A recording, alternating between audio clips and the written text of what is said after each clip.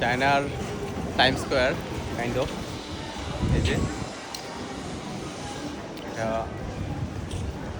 এই এদের নাম এত কঠিন। এটা একটা স্ট্রিট, বাট এটার নামটা আমি মনে করতে পারতেছি না, সরি। আমি ক্যাপশনে দিয়ে দিব নামটা, বাট আমি এখন বলতে পারবো না, কারণ এত কঠিন নাম। জাংজুং কি জানি একটা বলে। হি ইজ লাফিং। আমার কথা শুনে উনি হাসতেছে, কারণ আমি ওদের নামটা হয়তো ওদের কোনো কথার সাথে মিলে গেছে, মিলে যাওয়ার কারণে ও হাসতেছে। তো এই হচ্ছে জায়গাটা অনেক সুন্দর। আজকে আমরা এখানে আসছি।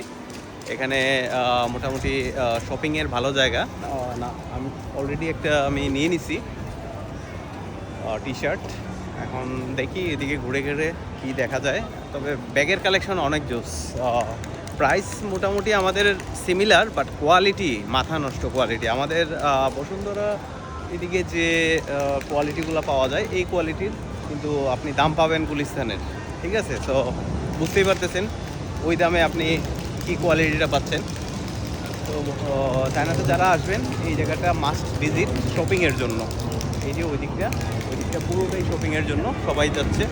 তো চলেন দেখা যাক কী আছে ওইদিকে।